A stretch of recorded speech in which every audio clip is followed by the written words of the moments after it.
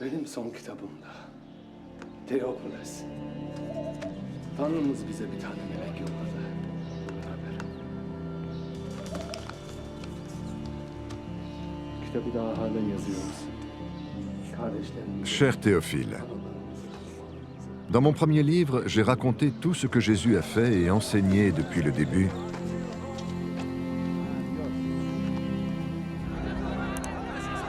jusqu'au jour où il est monté au ciel. Il a choisi des hommes comme apôtres, et avant de monter au ciel, il leur a donné ses commandements par la force de l'Esprit Saint. Après sa mort, Jésus se présente à ses apôtres, et il leur prouve de plusieurs façons qu'il est bien vivant. Pendant 40 jours, il se montre à eux, et il leur parle du royaume de Dieu. Un jour, pendant qu'ils mangent avec eux, il leur donne cet ordre. Ne quittez pas Jérusalem, mais attendez ce que le Père a promis. Moi-même, je vous l'ai déjà annoncé. Jean a baptisé avec de l'eau.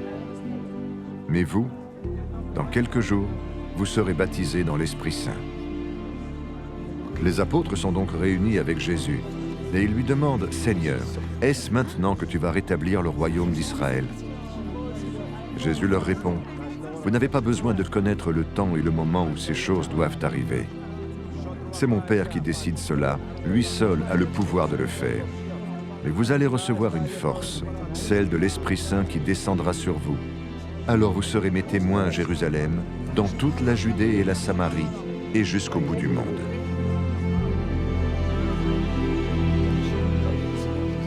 Après que Jésus a dit cela, il monte au ciel sous les yeux de ses apôtres.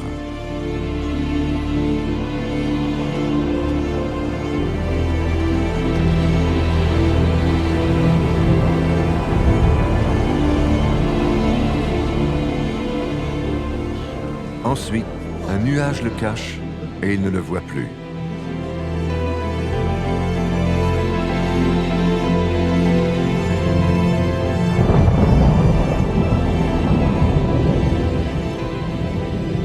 Mais pendant que Jésus s'éloigne, les apôtres continuent à regarder le ciel. Tout à coup, deux hommes en vêtements blancs sont à côté d'eux. Ils disent aux apôtres, « Hommes de Galilée, vous restez là à regarder le ciel. Pourquoi donc? Jésus vous a quittés pour aller vers le ciel, et il reviendra de la même façon que vous l'avez vu aller vers le ciel. » Alors les apôtres quittent la colline appelée Mont des Oliviers et ils retournent à Jérusalem. Ce n'est pas très loin, à 1 kilomètre environ. Quand ils arrivent à Jérusalem, ils vont dans une pièce en haut d'une maison. C'est là qu'ils ont l'habitude de se réunir. Il y a Pierre, Jean, Jacques et André, Philippe et Thomas, Barthélemy et Matthieu, Jacques, le fils d'Alphée, Simon le nationaliste, et Jude, le fils de Jacques. Tous prient fidèlement d'un seul cœur. Avec eux, il y a quelques femmes, Marie, la mère de Jésus, et les frères de Jésus.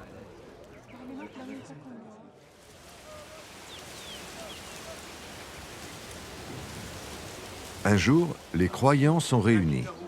Ils sont à peu près 120. Pierre se lève au milieu d'eux et il dit, « Frères, ce que le Saint-Esprit a annoncé dans les livres saints, cela devait se réaliser. Par la bouche de David, le Saint-Esprit a parlé de Judas. Ce Judas est devenu le guide de ceux qui ont arrêté Jésus. Pourtant, il faisait partie de notre groupe d'apôtres et il avait reçu sa part de travail comme nous. Avec l'argent qu'on lui a donné pour son crime, Judas a acheté un champ et là, il est tombé en avant. Son ventre s'est ouvert et tous ses intestins sont sortis. Tous les habitants de Jérusalem ont appris cela. C'est pourquoi, dans leur langue, ils ont appelé ce champ Akeldama, c'est-à-dire le champ du sang. Dans le livre des psaumes, on lit « Que sa maison devienne vide et que personne ne l'habite. On lit aussi, un autre homme doit le remplacer dans son travail. Des hommes nous ont accompagnés pendant tout le temps où le Seigneur Jésus a marché avec nous, depuis que Jean l'a baptisé, jusqu'au jour où il est monté au ciel. Il faut donc qu'un de ces hommes devienne avec nous témoin que Jésus s'est relevé de la mort. Alors on en présente deux. Joseph, appelé Barsabas, appelé aussi Justus, et Matthias. Les croyants se mettent à prier en disant « Seigneur, tu connais le cœur de tous. Montre-nous lequel de ces deux hommes tu choisis. Il sera apôtre et il prendra le travail que Judas a laissé pour aller à la place qui est la sienne. » Ensuite, on tire au sort pour savoir qui le Seigneur va choisir.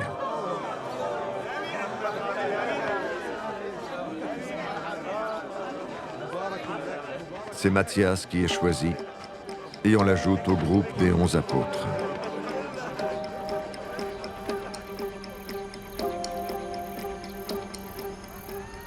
Quand le jour de la Pentecôte arrive, les croyants sont réunis tous ensemble au même endroit. Tout à coup, un bruit vient du ciel. C'est comme le souffle d'un violent coup de vent. Le bruit remplit toute la maison où ils sont assis. Alors ils voient apparaître des langues, comme des langues de feu.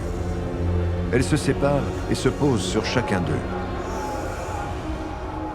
Tous sont remplis de l'Esprit Saint et ils se mettent à parler d'autres langues. C'est l'Esprit qui leur donne de faire cela.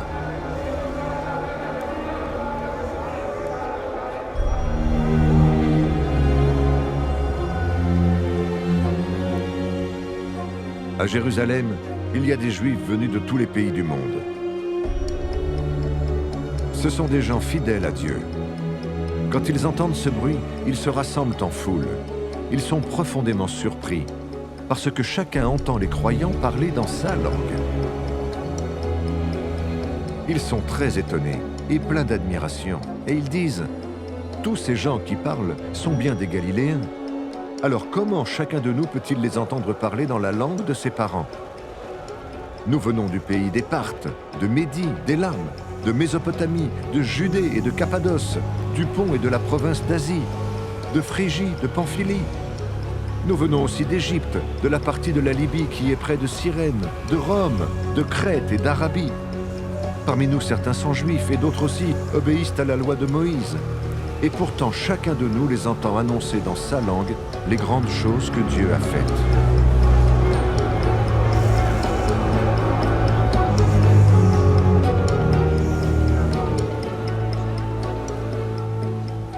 Ils sont tous très étonnés et ne savent pas quoi penser. Ils se disent entre eux, qu'est-ce que cela veut dire? Mais d'autres se moquent des croyants en disant, ils sont complètement ivres.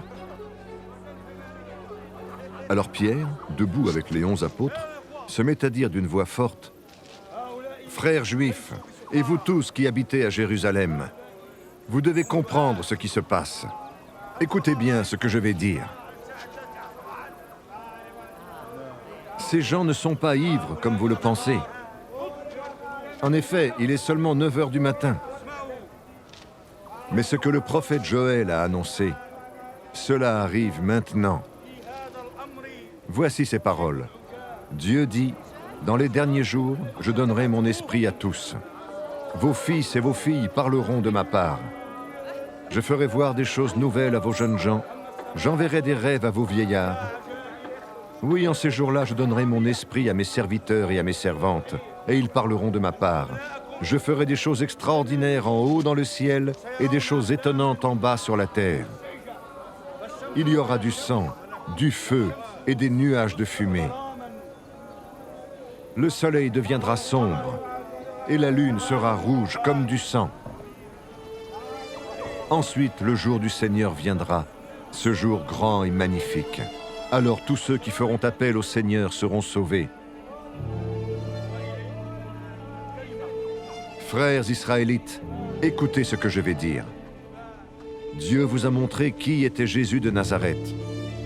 En effet, au milieu de vous, Dieu a fait par Jésus des miracles, des choses extraordinaires et étonnantes, vous le savez bien.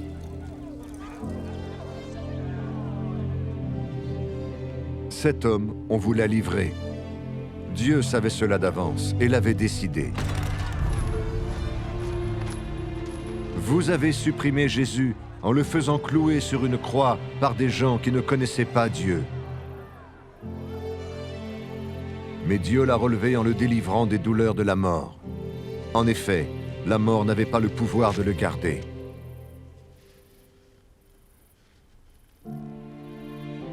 David a parlé de Jésus en disant « Je voyais sans cesse le Seigneur devant moi.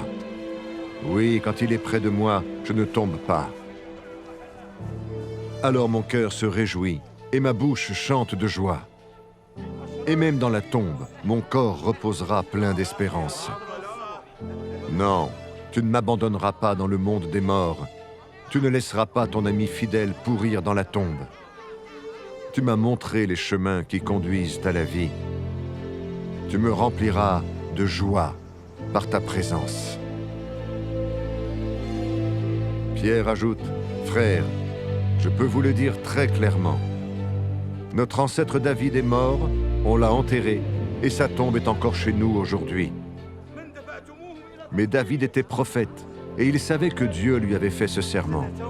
Je mettrai un de tes enfants sur ton siège royal. » David avait prévu que le Christ allait se relever de la mort. En effet, il a dit « Dieu ne l'abandonnera pas dans le monde des morts, et son corps ne pourrira pas dans la tombe. »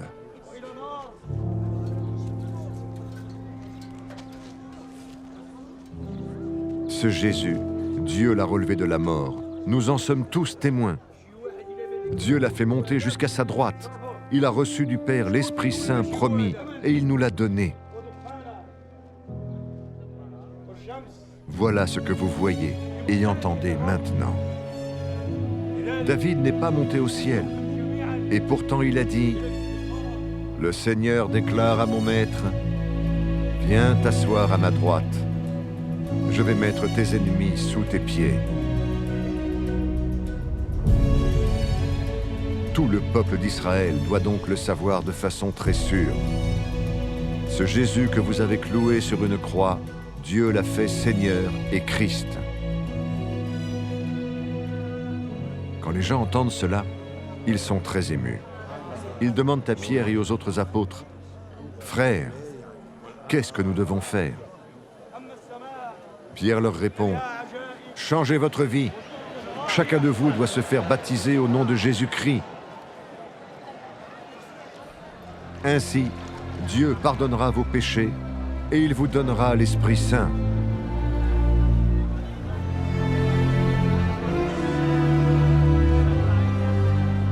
En effet, la promesse de Dieu est pour vous et pour vos enfants. Elle est pour tous ceux qui sont loin, pour tous ceux que le Seigneur notre Dieu appellera. Pierre parle encore longtemps pour les persuader et les encourager. Il leur dit, « Les gens d'aujourd'hui sont mauvais, quittez-les, et Dieu vous sauvera. » Ceux qui acceptent la parole de Pierre se font baptiser. Ce jour-là, à peu près 3000 personnes s'ajoutent au groupe des croyants.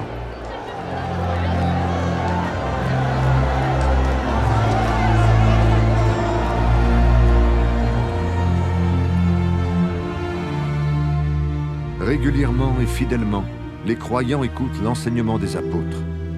Ils vivent comme des frères et des sœurs. Ils partagent le pain et ils prient ensemble.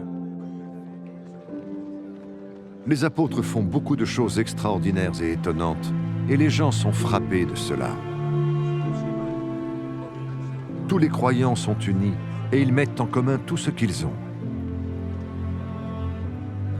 Ils vendent leurs propriétés et leurs objets de valeur, ils partagent l'argent entre tous, et chacun reçoit ce qui lui est nécessaire.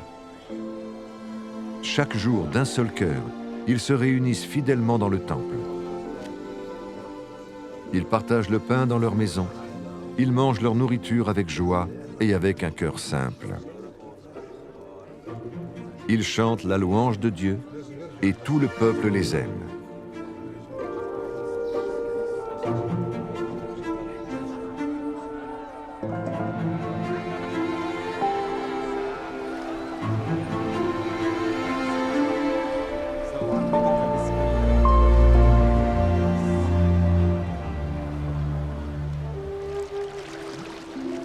Et chaque jour, le Seigneur ajoute à leur communauté ceux qui sont sauvés. Un jour, Pierre et Jean vont au temple pour la prière de 3 heures de l'après-midi. Près de la porte du temple appelée la Belle Porte, il y a un homme infirme depuis sa naissance. Chaque jour, on l'apporte et on le dépose là. Il demande de l'argent à ceux qui entrent dans le temple. L'infirme voit Pierre et Jean qui vont entrer, il leur demande de l'argent. Pierre et Jean tournent les yeux vers lui et Pierre lui dit « Regarde-nous ». L'homme les regarde avec attention. Il pense « Ils vont me donner quelque chose ». Pierre lui dit « Je n'ai pas d'argent, je n'ai pas d'or, mais ce que j'ai, je te le donne. Au nom de Jésus-Christ de Nazareth,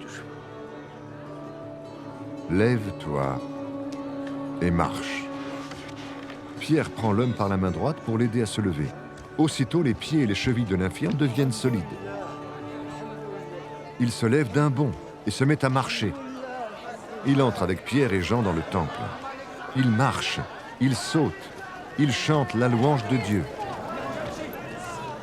Toute la foule le voit marcher et chanter la louange de Dieu. Les gens le reconnaissent. C'est lui qui était assis à la belle porte du temple pour mendier.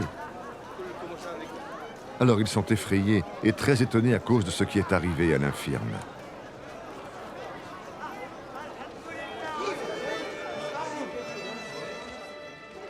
L'homme ne quitte plus Pierre et Jean. Toute la foule est très étonnée. Elle court vers eux, le long des colonnes appelées colonnes de Salomon. En voyant cela, Pierre dit à la foule, « Frères israélites, ce qui est arrivé vous étonne. Pourquoi donc? Pourquoi est-ce que vous nous regardez de cette façon? Vous avez l'air de penser, c'est Pierre et Jean qui ont fait marcher cet homme parce qu'ils sont eux-mêmes puissants et fidèles à Dieu. Mais non.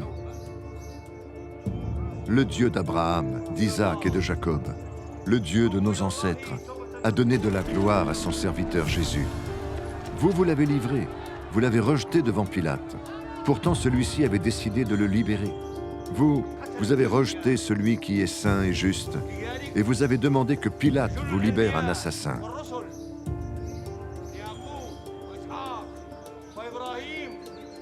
Vous avez fait mourir le maître de la vie. Mais Dieu l'a réveillé de la mort. Nous en sommes témoins. Maintenant, vous voyez cet homme et vous le connaissez. C'est le nom de Jésus qui l'a guéri, parce que nous croyons en lui. C'est la foi en Jésus qui lui a donné toute la santé devant vous tous.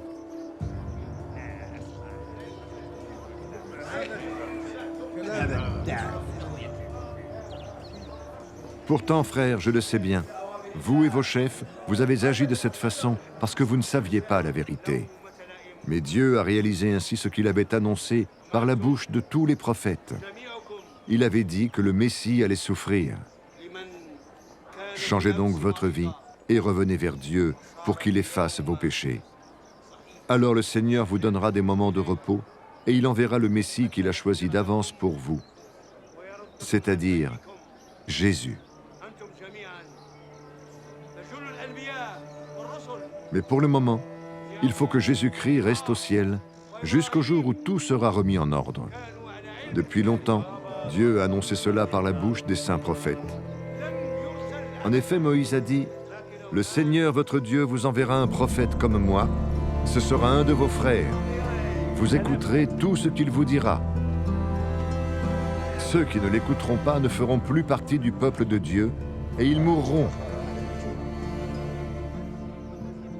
Et les prophètes qui ont parlé depuis Samuel ont tous annoncé l'un après l'autre ce qui arrive ces jours-ci. C'est pour vous aussi qu'ils ont parlé.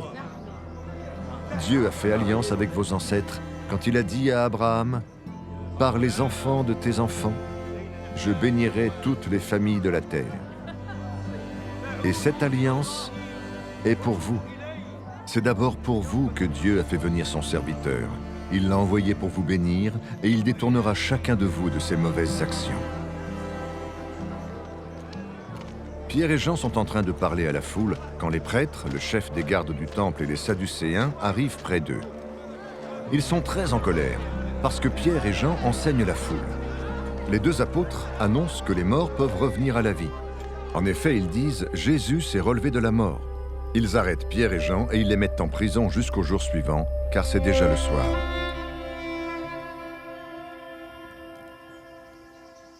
Beaucoup de ceux qui ont entendu la parole de Dieu deviennent croyants. Ils sont à peu près 5000 personnes.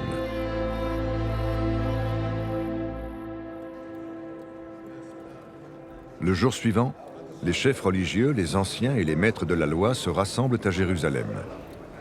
Il y a Anne, le grand prêtre, Caïphe, Jean, Alexandre et tous ceux qui sont de la famille du grand prêtre. Ils font amener Pierre et Jean devant eux et ils leur demandent « Vous avez guéri l'infirme par quel pouvoir? Vous avez fait cela au nom de qui ?» Alors Pierre, rempli de l'Esprit Saint, leur dit « Chef du peuple et ancien, nous avons fait du bien à un infirme. Et aujourd'hui, on nous demande comment cet homme a été guéri.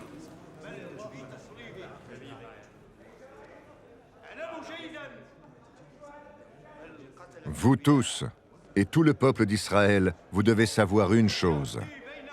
C'est par le nom de Jésus-Christ de Nazareth que cet homme est là devant vous, en bonne santé. Ce Jésus-Christ, vous l'avez cloué sur une croix, mais Dieu l'a réveillé de la mort. Les livres saints disent de lui, la pierre que vous, les constructeurs, avez rejetée est devenue la pierre principale. Cette pierre, c'est Jésus. C'est lui seul qui peut nous sauver. En effet, dans le monde entier, Dieu n'a donné aux hommes personne d'autre pour nous sauver.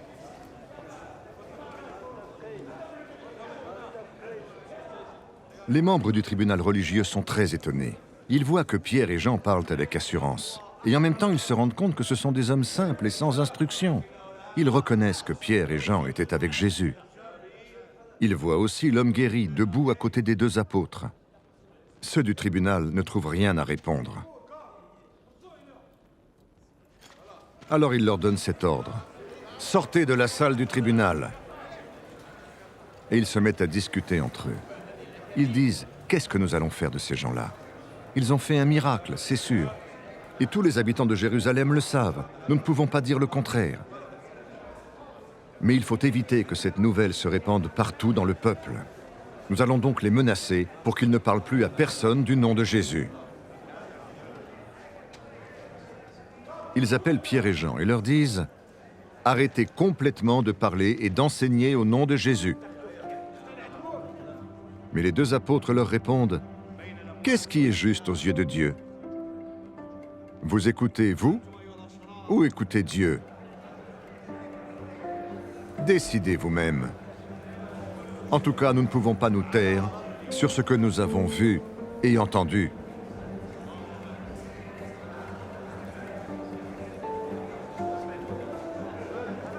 Ceux du tribunal menacent encore les deux apôtres. Ensuite, ils les libèrent. Ils n'ont pas trouvé de raison pour les punir. En effet, tout le peuple chante la gloire de Dieu à cause de ce qui est arrivé. L'homme qui a été guéri par ce miracle a plus de 40 ans.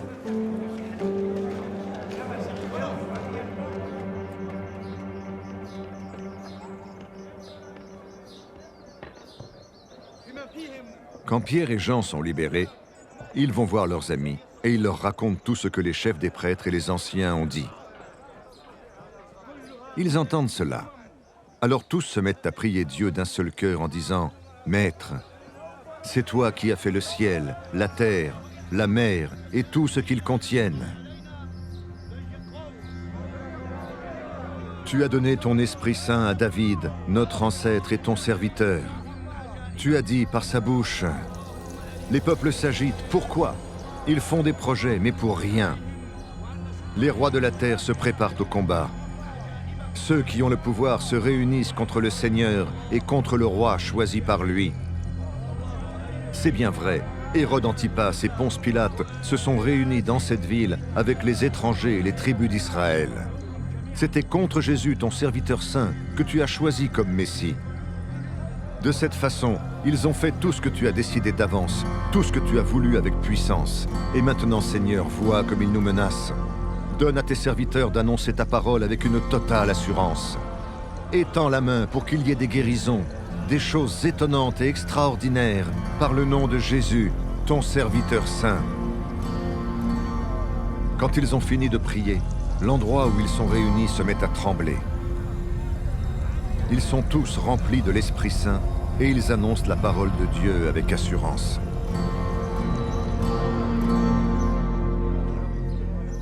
La foule des croyants est très unie par le cœur et par l'esprit.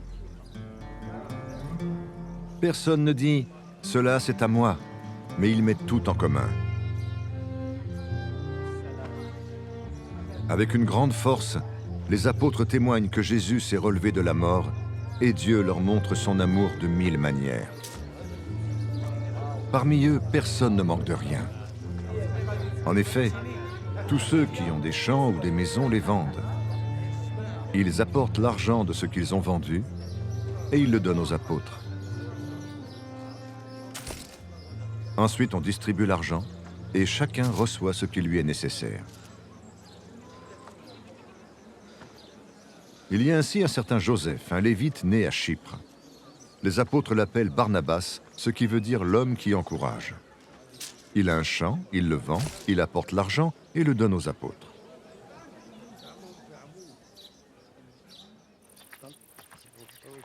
Un homme appelé Ananias, en accord avec sa femme Saphira, vend une propriété.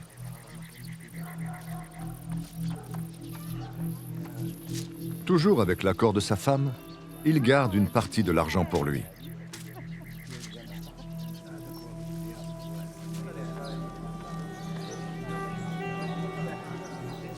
Ananias apporte le reste et le donne aux apôtres.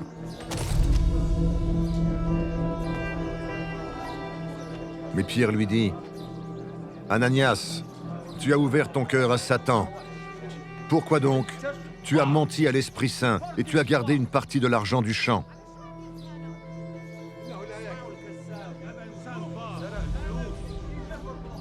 Tu pouvais garder le champ, ou bien tu pouvais le vendre et faire ce que tu voulais avec l'argent.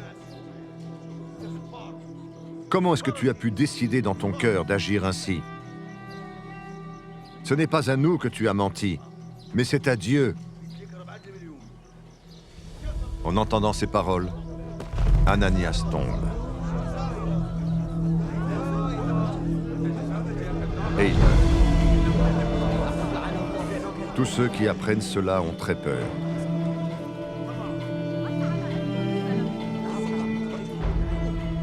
Les jeunes gens viennent envelopper le corps et ils l'emportent pour l'enterrer.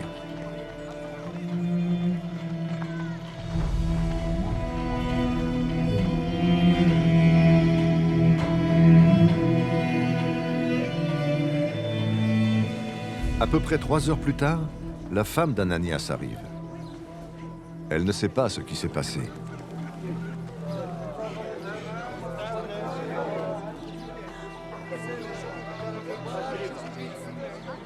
Pierre lui demande, « Dis-moi, est-ce que vous avez vendu le champ pour cette somme-là » Elle répond, « Oui, pour cette somme-là. »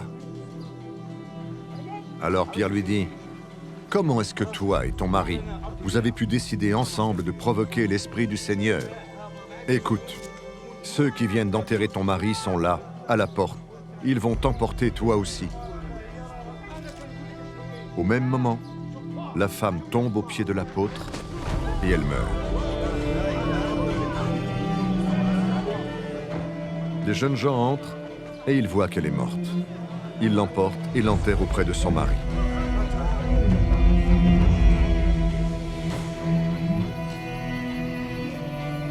Toute l'Église et tous ceux qui apprennent ce qui s'est passé ont très peur.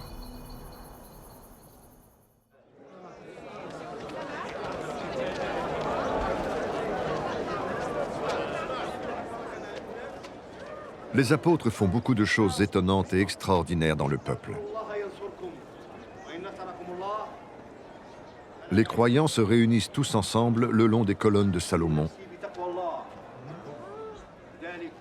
Mais personne d'autre n'ose venir avec eux. Pourtant, les gens disent beaucoup de bien d'eux. Une foule de plus en plus grande d'hommes et de femmes croient au Seigneur et ils s'ajoutent au groupe des croyants.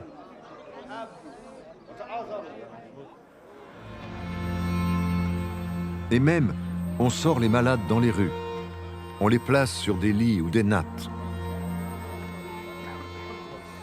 En effet, les gens espèrent ceci. Quand Pierre passera, son ombre touchera au moins l'un ou l'autre parmi eux. Une foule de gens vient aussi des villages qui sont près de Jérusalem. Ils amènent des malades,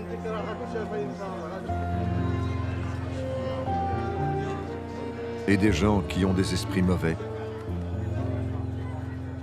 Et tous sont guéris.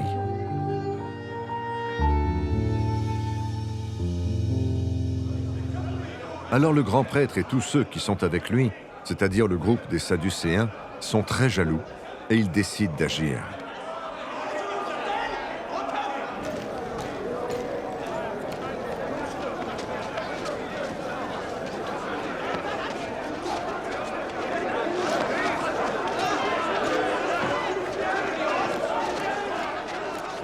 Ils arrêtent les apôtres et les mettent dans la prison publique.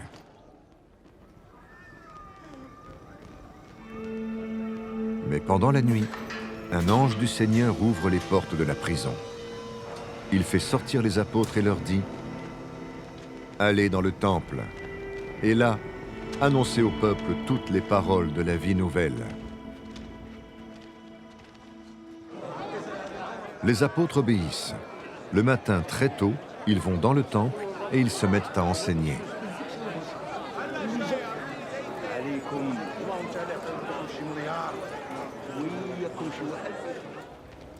À ce moment-là, le grand prêtre et ceux qui sont avec lui réunissent le tribunal religieux, c'est-à-dire le conseil des anciens du peuple d'Israël. Ils envoient chercher les apôtres à la prison.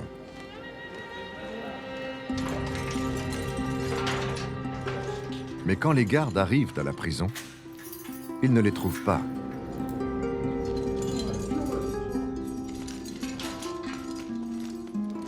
Ils retournent au tribunal et ils apportent cette nouvelle. Nous avons trouvé la prison très bien fermée. Les gardiens étaient devant les portes, mais quand nous avons ouvert, nous n'avons trouvé personne à l'intérieur. Le chef des gardes du temple et les chefs des prêtres entendent cela. Et ils sont très étonnés au sujet des apôtres. Ils se demandent ce qui va arriver.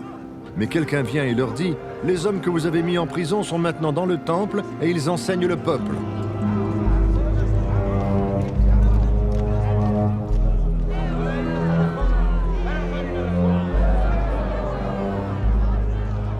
Alors le chef des gardes part avec ses soldats. Ils ramènent les apôtres, mais ils ne leur font pas de mal. En effet, ils ont peur que le peuple leur lance des pierres.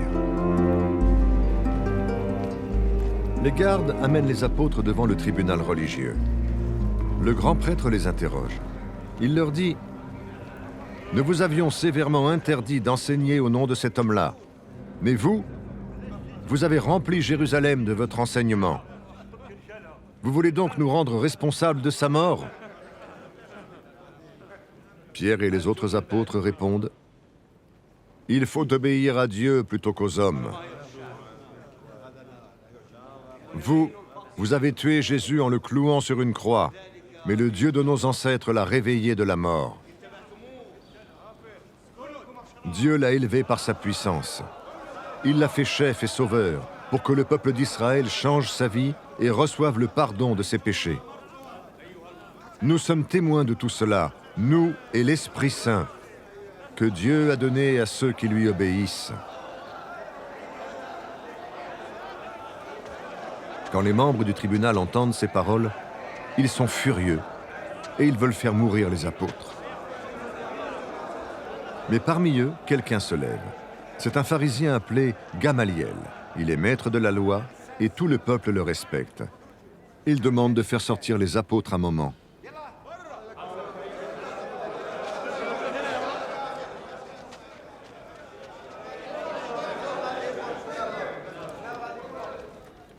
Et il dit, « Israélites, faites attention à ce que vous allez leur faire.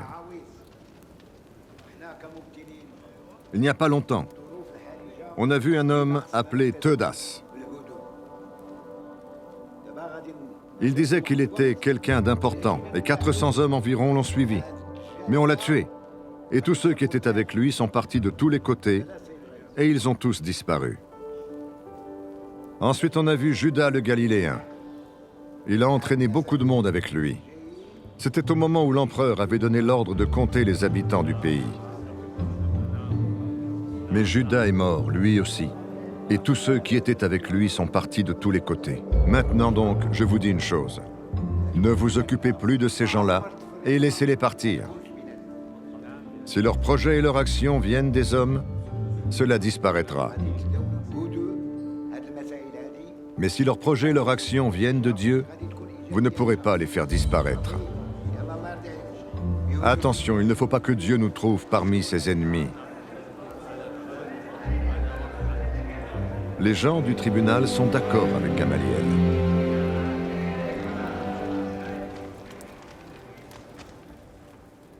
Ils font venir les apôtres et ils les font frapper. Ils leur commandent de ne plus parler au nom de Jésus, puis ils les libèrent. Les apôtres quittent le tribunal. Ils sont tous joyeux parce que Dieu les a jugés dignes de souffrir pour le nom de Jésus.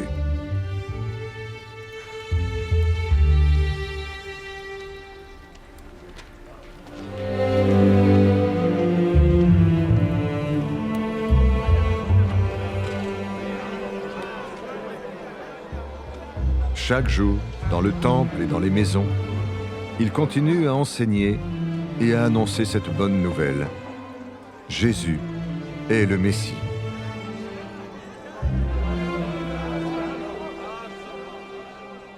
À ce moment-là, le nombre des disciples devient de plus en plus grand et les Juifs qui parlent grec se plaignent des Juifs du pays. Ils disent, chaque jour, au moment où on distribue la nourriture, on oublie les veuves de notre groupe. Alors les 12 apôtres réunissent l'ensemble des autres disciples et ils leur disent « Nous ne devons pas cesser d'annoncer la parole de Dieu pour nous occuper des repas. C'est pourquoi, frères, choisissez parmi vous 7 hommes que tout le monde respecte, remplis d'Esprit Saint et de sagesse. Nous leur confierons le service des repas et nous continuerons fidèlement à prier et à annoncer la parole de Dieu. » L'assemblée entière est d'accord avec eux. On choisit Étienne, un homme rempli de foi et d'Esprit Saint. On choisit aussi Philippe, Procor, Nicanor, Timon, Parménas et Nicolas, un homme d'Antioche de Syrie qui obéit à la loi de Moïse. On les amène devant les apôtres. Les apôtres prient pour eux en posant les mains sur leur tête. La parole de Dieu est de plus en plus connue. À Jérusalem, il y a de plus en plus de disciples. De très nombreux prêtres juifs croient en Jésus.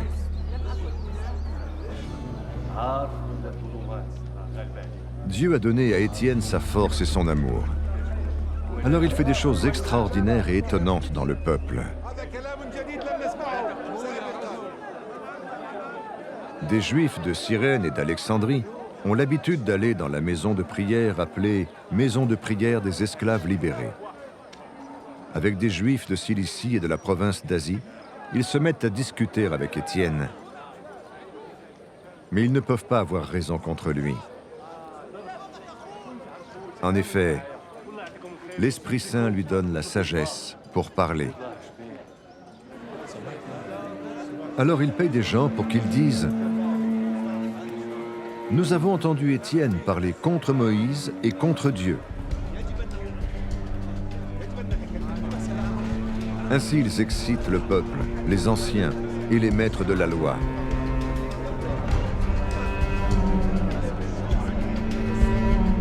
Puis ils s'approchent d'Étienne, ils l'arrêtent et le conduisent devant le tribunal.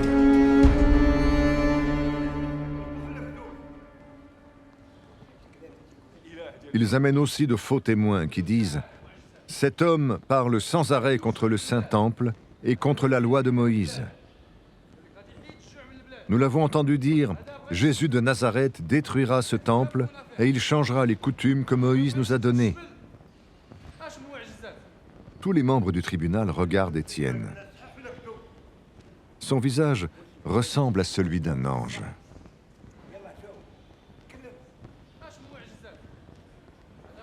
Le grand prêtre demande à Étienne, « Ce qu'on dit de toi, est-ce que c'est vrai ?» Étienne répond, « Frères et pères, écoutez-moi. Le Dieu glorieux s'est montré à Abraham, notre ancêtre, quand celui-ci était en Mésopotamie. C'était avant qu'Abraham parte habiter à Haran. Dieu lui a dit, « Quitte ton pays et ta famille, et va dans le pays que je te montrerai. »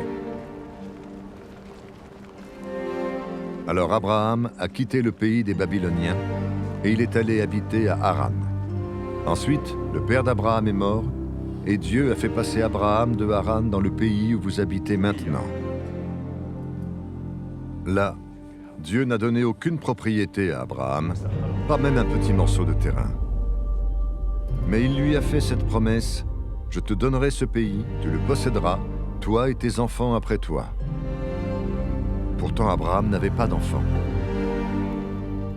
Dieu lui a dit, « Les enfants de tes enfants vivront dans un pays étranger.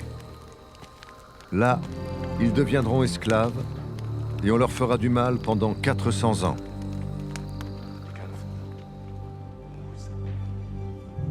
Mais Dieu a dit aussi, « Moi, je jugerai le peuple qui fera d'eux ses esclaves. Ensuite, ils partiront, et ils viendront m'adorer ici. » Puis Dieu a fait alliance avec Abraham. Le signe qui montre cette alliance, c'est la circoncision. Ainsi, Abraham a circoncis son fils Isaac 1 semaine après sa naissance. Isaac a circoncis son fils Jacob, et Jacob a circoncis ses fils, nos 12 ancêtres.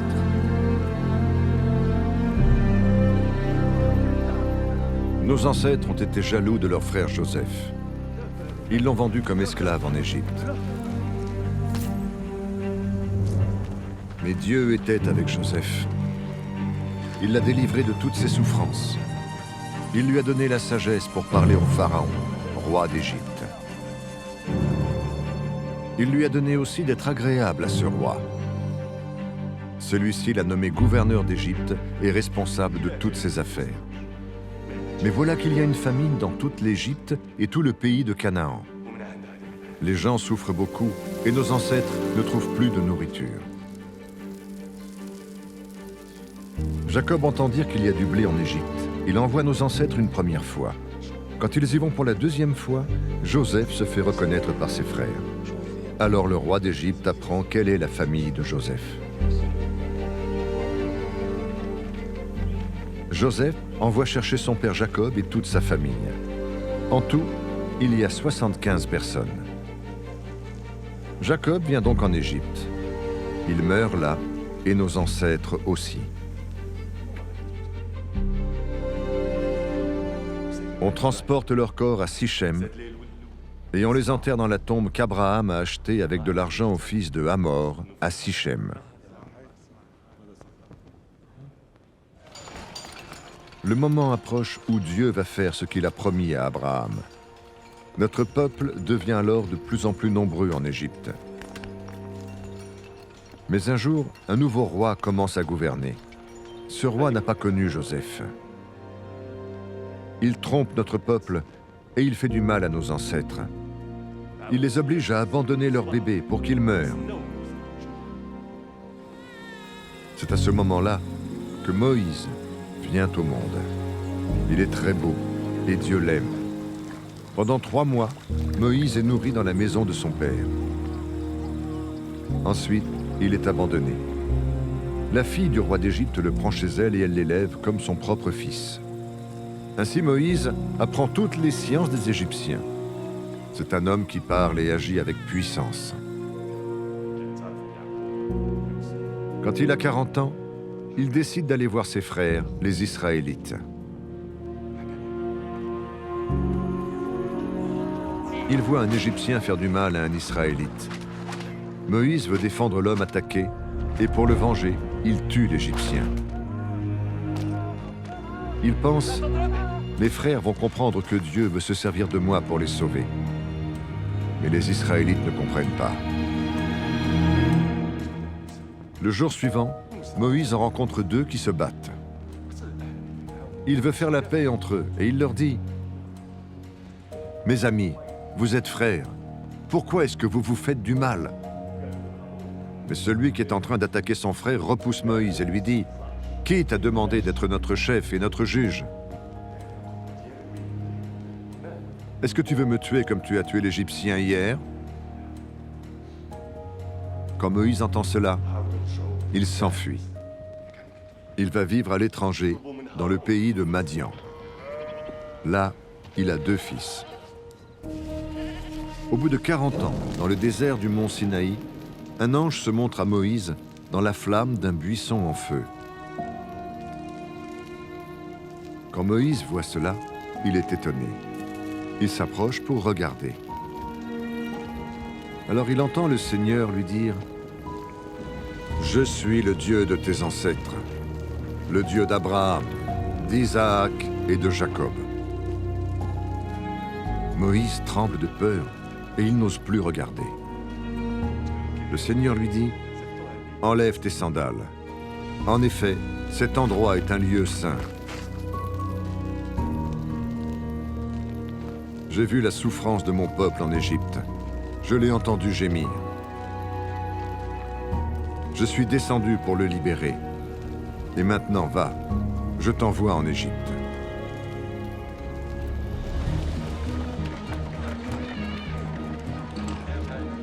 Avant, les Israélites avaient rejeté Moïse en lui disant « Qui t'a demandé d'être notre chef et notre juge ?» Eh bien, ce même Moïse, Dieu l'envoie pour conduire et libérer son peuple. Il lui commande cela par l'intermédiaire de l'ange que Moïse a vu dans le buisson. C'est Moïse qui a fait sortir d'Égypte les Israélites. Il a accompli des choses extraordinaires et étonnantes en Égypte, à la mer Rouge et au désert, pendant 40 ans. C'est encore Moïse qui a dit aux Israélites « Dieu vous enverra un prophète comme moi, ce sera un de vos frères. » Quand le peuple était rassemblé au désert, Moïse était là. Il servait d'intermédiaire entre l'ange qui lui parlait sur le mont Sinaï et nos ancêtres. Ainsi, Moïse recevait de Dieu les paroles de vie pour nous les faire connaître. Mais nos ancêtres n'ont pas voulu lui obéir. Ils l'ont repoussé, ils voulaient retourner en Égypte. Ils ont dit à Aaron, « Fais-nous des dieux qui marchent devant nous. » En effet, ce Moïse nous a fait sortir d'Égypte, mais nous ne savons pas ce qu'il est devenu. Alors ils fabriquent un veau et ils offrent un sacrifice à cette statue. Ils sont si contents d'avoir ce veau qu'ils font une fête. Mais Dieu ne les regarde plus. Il les laisse adorer les étoiles du ciel. On lit cela dans le livre des prophètes. Peuple d'Israël, est-ce que vous m'avez offert des animaux et d'autres sacrifices pendant 40 ans dans le désert? Non, mais vous avez porté la tente du dieu Moloch. Vous avez porté l'étoile de votre dieu Réphan. Ce sont les objets que vous avez faits pour les adorer. C'est pourquoi je vous emmènerai prisonniers plus loin que Babylone. Dans le désert, nos ancêtres avaient l'attente de la rencontre avec Dieu. Moïse l'a construite comme Dieu l'a commandé. Il l'a faite d'après le modèle qu'il a vu. Plus tard, les enfants de nos ancêtres ont reçu cette tente à leur tour. Avec Josué, ils ont occupé le pays des peuples que Dieu a chassés devant eux. Ils ont amené la tente dans ce pays et elle est restée là jusqu'au temps de David. David plaisait à Dieu. Alors il lui a demandé l'autorisation de construire un abri pour le Dieu de Jacob. Mais c'est Salomon qui a construit une maison pour Dieu. Pourtant, le Très-Haut n'habite pas dans des maisons construites par les hommes. Il a dit cela par le prophète. « Le ciel est mon siège royal, et la terre est le lieu où je pose mes pieds. Quelle maison est-ce que vous pourrez me bâtir? Quel est le lieu où je peux habiter? En effet, c'est moi qui ai créé tout cela. » Étienne dit encore aux gens du tribunal, « Vous êtes des hommes têtus, vos cœurs et vos oreilles sont fermés à Dieu. Vous résistez toujours à l'Esprit Saint. Vous êtes comme vos ancêtres. » Ils ont fait souffrir tous les prophètes. Ils ont même tué ceux qui annonçaient la venue du juste. Et maintenant vous avez livré le juste et vous l'avez tué. Vous avez reçu la loi de Dieu par l'intermédiaire des anges, mais vous n'avez pas obéi à cette loi.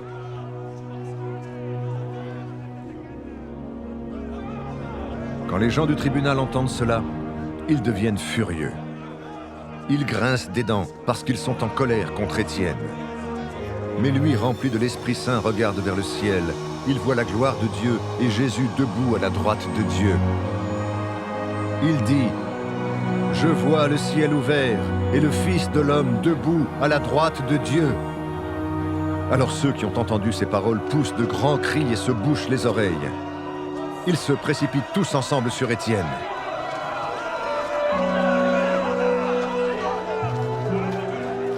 Ils le font sortir de la ville et se mettent à lui jeter des pierres.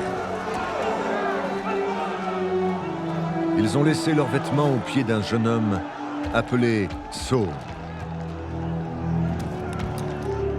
Pendant qu'on lui jette des pierres, Étienne prie en disant « Seigneur Jésus, reçois ma vie. » Ensuite, il tombe à genoux et il crie de toutes ses forces « Seigneur, pardonne-leur ce péché. » Après qu'il a dit cela, il meurt.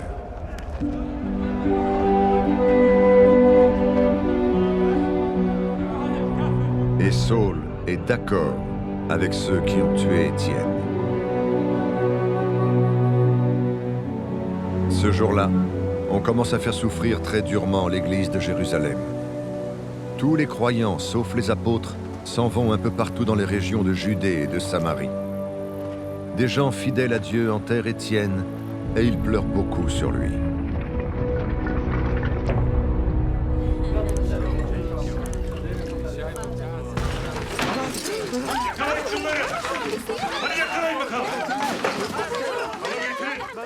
Mais il y a Saul. Il veut détruire l'église. Il va dans toutes les maisons, il fait sortir les croyants, les hommes et les femmes, et il les jette en prison.